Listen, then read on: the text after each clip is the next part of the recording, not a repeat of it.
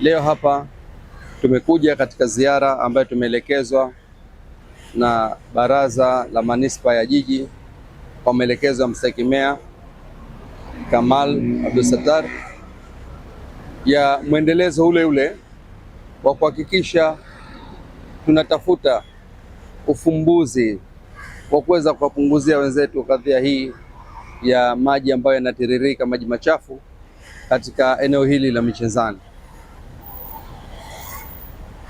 Kiukweli ziara bado inaendelea, lakini jambo ni zito kwa kiasi, kwa sababu linahitaji mashirikiano ya pamoja ya taasisi, manispaa, watu wa mazingira, watu wa maafa, sisi jiji na taasisi nyinginezo, NGOs ambazo zina support. Ombi letu sisi kamati ya huduma za jamii, tunaomba sana tuweze kupata mashirikiano kwa wakazi ambao wanaishi katika eneo hili. Kiukweli wakazi wako nyuma katika kutoa ushirikiano.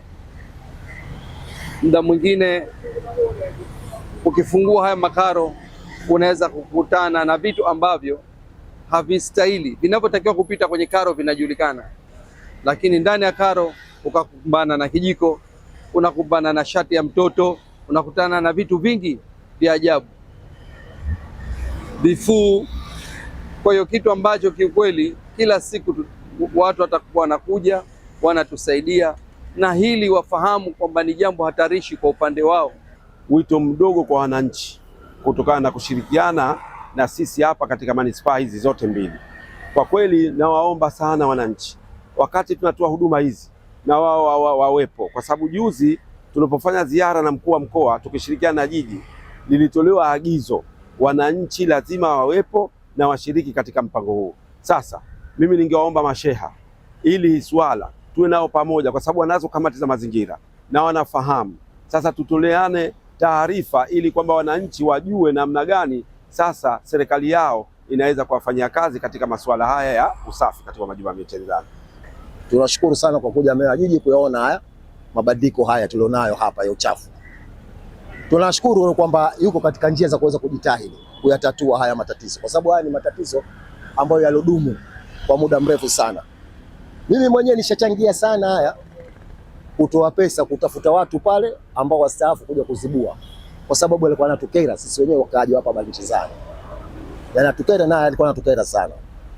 Kwa kweli kachukua juhudi sana mpaka sasa hivi. Tunamshukuru, isipokuwa tu tunacholilia sana kwamba hizi chemba ni za zamani, alafu hizi chemba ni ndogo, mfumo wake ulikuwa kizamani, kwa hivyo haupitishi vile inavyotakiwa kama mwanzo. Sasa hivi watu ni wengi, nyumba moja anakaa watu 6, 7, 8, 9, 10 fleti moja, na wakati zamani ilikuwa mtu na mkewe mtoto basi.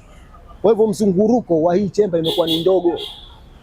Mimi ningeshauri au ningeomba kwa kweli wafanywe utafiti mwingine, kama ni kutolewa hizi bomba za zamani zikatoa bomba mpya.